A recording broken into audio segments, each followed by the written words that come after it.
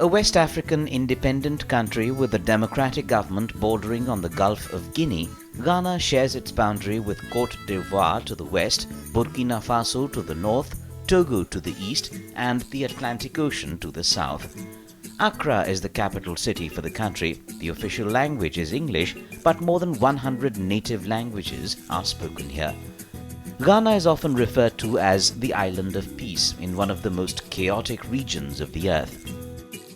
Relations between Ghana and India are conventionally warm and friendly. The first Prime Minister of India, Pandit Jawaharlal Nehru, laid the first stone of bilateral relations with his counterpart, Ghana's first President, Dr. Kwame Nkrumah, which later turned into a great close friendship. Exchanges between Ghana and India started from 1961, and since then, the two countries have signed agreements in the field of IT, investments, and cultural exchange. Ghana was included as one of the 9 West African countries under the Government of India's Team 9 initiative launched in 2004. The relations between the two countries have been enriched by the enhanced African cooperation efforts. By providing assistance in setting up projects through provision of lines of credit and grants in Ghana's development, India has been an active participant. Ghana's main exports are gold, cocoa, nuts, and timber products. Gold accounts for nearly 81% of the total imports by India from Ghana. India's major exports to Ghana include pharmaceuticals, agricultural machinery, transport vehicles, electrical equipment, plastics, iron and steel, ethyl alcohol, beverages and spirits, cereals, made-up textiles, etc. The exchange of business delegations in recent years has led to an increase in investments by Indian companies in Ghana. Bureau Report, Rajya Sabha Television. Hello and welcome to Indian Standard Time. I'm Siddharth Varadarajan. And as part of our ongoing series on the forthcoming India-Africa Forum Summit, we are joined today by the High Commissioner of Ghana to India, Mr. Panyin Yalley. Welcome to Rajya Sabha TV, sir. Thank you very much. The forthcoming summit of the African countries and India, it will be the third that the two sides have held, and by all accounts it's going to be the largest, most ambitious.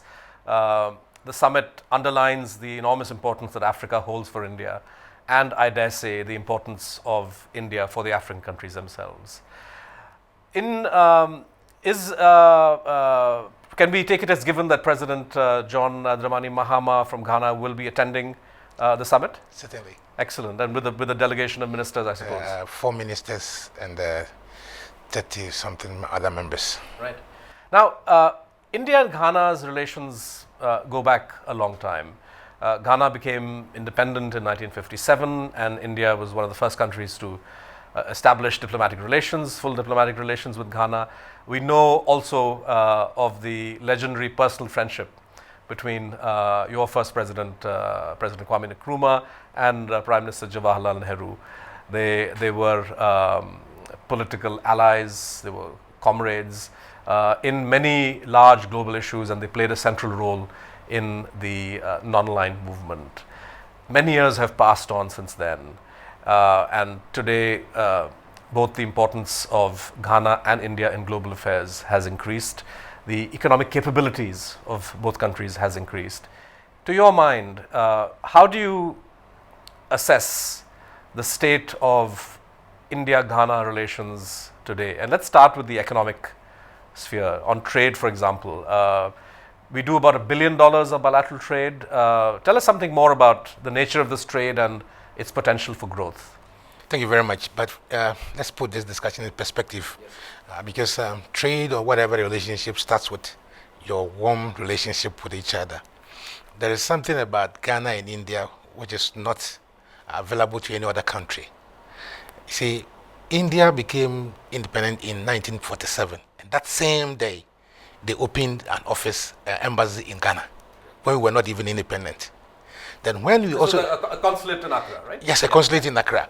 So when we also became independent, almost the same day, 1957, we also established a relationship. So it's just like a marriage that was consummated before the people cohabitated. You know, so Ghana and India have very special relationship, which I have not seen among any other country. Besides that, if you look at the non-aligned movement, it was a great balancer in the Cold War era.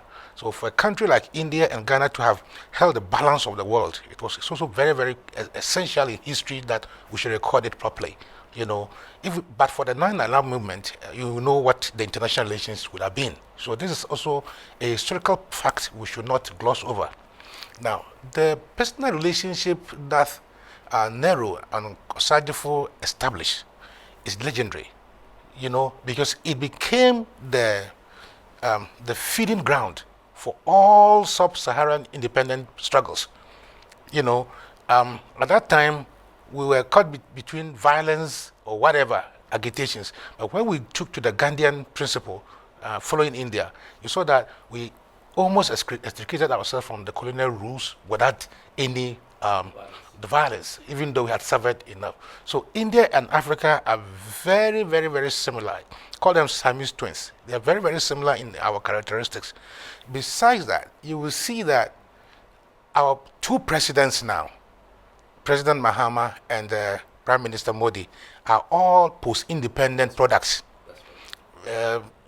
My president was born after our independence, and your president was also born, Prime Minister also after independence. So there's a generational linkage of the old people and then the new people. And that is why I think that it's important that Ghana and India look at each other eye to eye, rather than to look at this as one of the lot. Right. We are very, very Siamese in our relationship. Right. Now, talking specifically about the trade relationship, I grew up watching Indian films and nothing more. So I knew of Indian films long before I became who I am.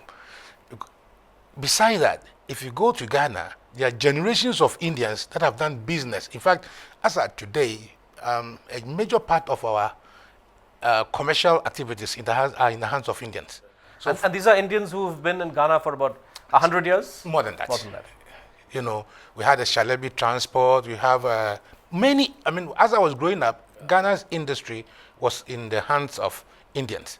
So for us, an Indian is just like a brother. There's no difference between an Indian and a Ghanaian, So that is how Ghana's relationship has been. Now, if you come to Ghana, you see that our textile industry is a bit down now, but we depend so much on Indian textiles. The up and coming avenue is the Indian pharmaceuticals. A lot of Indian medicine and medications and pharmaceuticals are on the Ghana market because we trust that, we are all from the same tropical countries. We have almost the same ailments, and therefore the research that you have done and come out with a drug to us is more potent. So these are medicines that are effective and also cheap. Affordable for the Ghanaians. Affordable for Ghanaians, yes. Because, when we are, a Ghanaian is taking an Indian medicine, he believes that is a cure, rather than a try and error, which is the same side effect that would be on an Indian, will be on us. Right. So we believe that strongly that Indian pharmaceuticals are very good for us. And so we patronize it so much. Now, there's also the trade in rice and sugar, and I must say that unfortunately, there's an imbalance in this relationship. On the trade front? On the trade front. Okay.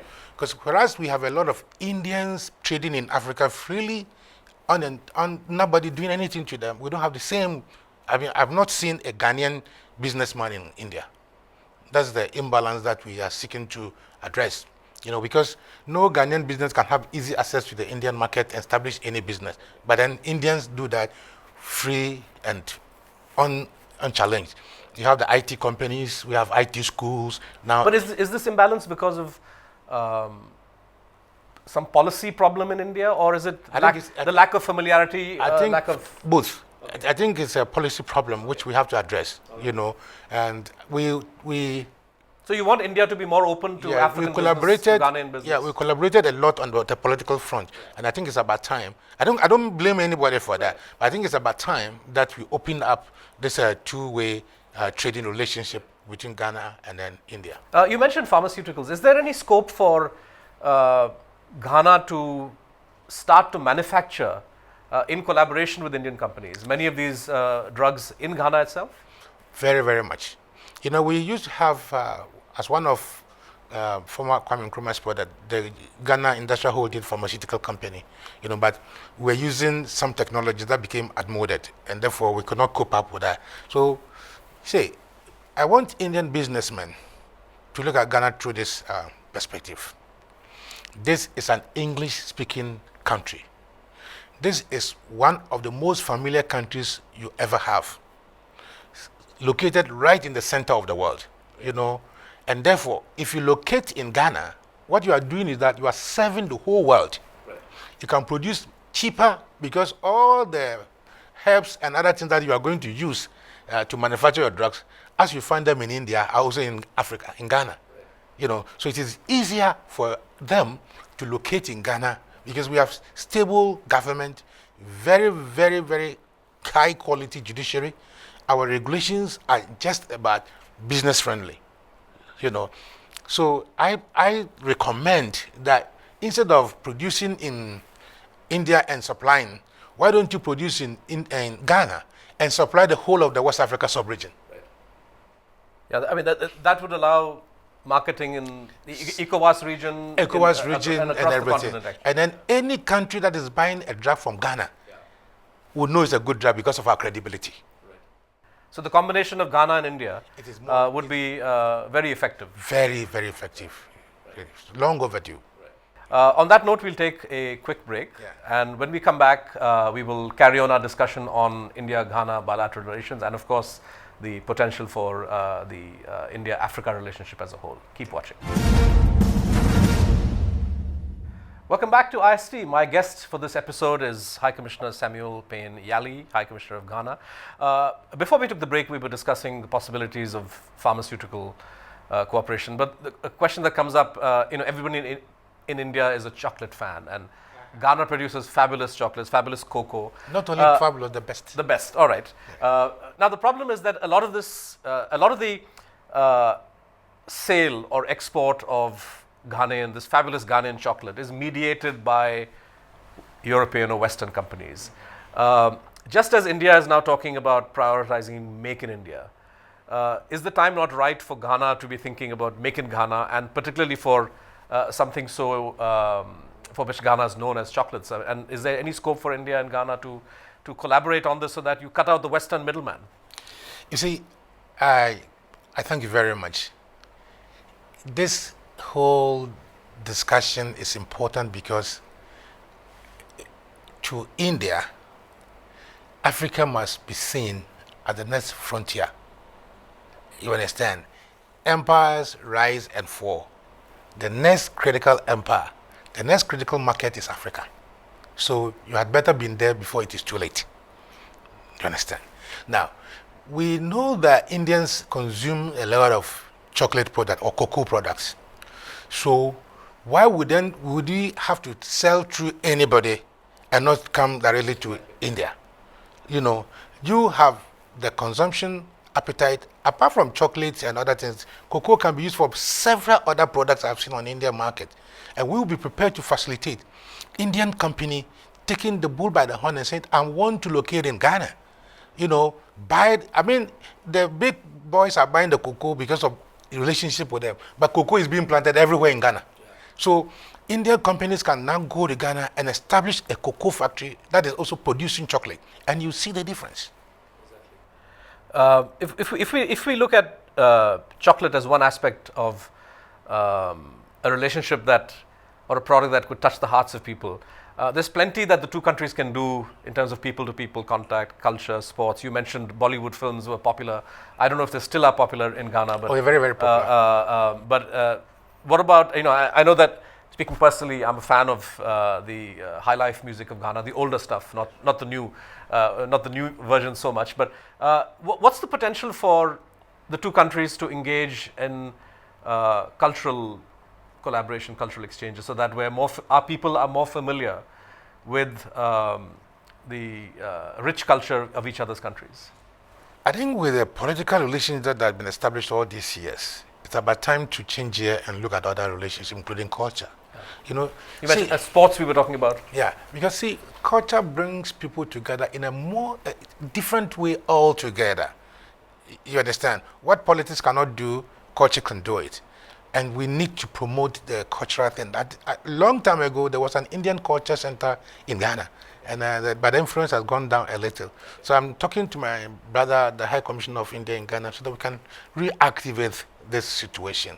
Unfortunately, Ghanaian artists do not have market in Ghana in India because of that the opportunities have not been created. But I will not stop at that. I want to see how we can culturally integrate.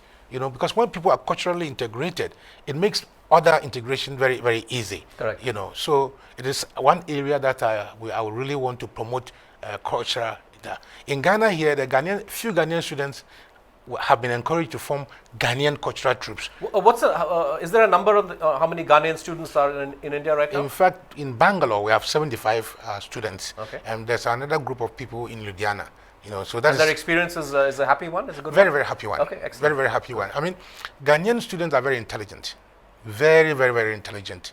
If they don't have the opportunity, they don't have it. But once they get opportunities, they do the best of that. And from reports that I have from the universities they are attending, I think they're doing very, very good. Excellent. I myself went there and they said, look, I am offering them a Osagyefo award of $1,000 for any Ghanaian who becomes the best Ghanaian student. And they are competing as something. And this is something that we want to do. Right. Because if a Ghanaian, and there could be a collaboration between an Indian student and Ghanaian student to come out with a product. Right. Like the Apples, the Googles, and the rest. Right, exactly. The first part of the interview, you mentioned the historical importance of non-alignment. And there is a sense, you see some experts in India and people around the world who say non-alignment is no longer relevant. To your mind, for both Ghana and India, how essential, how important is the non-aligned movement and non-alignment as a concept today? The non-aligned movement and its concept is more relevant than even before. You see, before we had just USSR and USA in a battle of supremacy. Yeah. By this time, you have many, many other countries capable of doing anything. And if we always don't have a dampening effect from other countries, we don't know what will happen. Do you understand? The collaboration of Africans at the UN and India is very, very vital to hold the world's peace. Anybody who says the concept, the movement itself may not be relevant because of by structure, but the idea, the philosophy behind the movement is very, very important and more important ever than ever before. You want to go to UN with plain minds and plain hearts, not predetermined decisions or somebody forcing you to take a decision. That is what will protect this universe that we have. Otherwise, what is going to happen is that a few people come together, a few countries come together, take a unilateral decision, and who is going to suffer? The poor people that are going to suffer. It is for this reason that Africa and India collectively should hold a world peace in balance. So the non-alignment movement may not structurally be important, but its concept and ideologies should be trumpeted up now. Right. That's a very important point you make. That brings me, of course, to the question of the United Nations and UN reform. Ghana has been a key player at the UN. You've supplied in the form of Kofi Annan, a very important Secretary General of the United Nations. What's the Ghanaian position on, I know that the African Union does not have a single position, other than that the Council should be expanded. What's Ghana's own national position on UN reform, in brief? In Ghana, we believe that if you do the same thing the same way, you get the same result. After 50 years plus of the United Nations, it's about time to look inwards and do some few adjustments here and there. For us, UN is a very important body. The question we often ask in our diplomacy is that but for the UN, what would the world have been? Yeah. So for us, the UN is a very important body. Now, however, there are a bit of restrictions that we all, as the international community, have to look at that. The role some superpowers play, with their vetoes. You understand? Now, again, the UN Charter should be a guide to all of us. That its fundamental principle is about peace. In that no country should reserve the rights solely or in collaboration with any other country to declare that there must be war, or they are going to do this in their interest or that. I don't think the world was made for that. Personally, what I think the world was made for is for the two people talking and finding out what is the cause of their problem and resolving it. You understand? Right. Look at the amount of money countries are spending on arms just because we are suspicious of each other. That's not what yoga teaches, is it? Yoga doesn't teach that. What India is giving to the world, we should look at it again. What yoga teaches is peace. What yoga India should offer. That is why Ghana is very accommodative for India becoming a member of the Security Council. You know, what the world should know is that it is the only universe we have. Never mind they are exploring the Mars and other thing. That is the only universe we have. So if we create the weapons that can destroy us, where would the world be? So we support India to become a member of the United Nations Security Council because we know that India is capable. You know, India is a very humane country with humane policies. And I know India, sitting on the Security Council, can make a difference. You know, because if you look around us, what is happening is not what the United Nations was intended for. You know, if you come to Africa itself, we made a regional blocks, economic cooperation, regional corporations here and there. But now we are all becoming defense corporations. You know, there's coup d'etat here, we have to rise. There's this, that, we have to rise. You know, but what is coming out, if you realize that the West African sub-region is becoming very resolute. Right. And Ghana is heading the ECOWAS region. Now, until recently, we are very resolute by the policies of my president, President John Mahama. He said, no, if you establish yourself democratically, no group of soldiers will be permitted to take arms and remove you.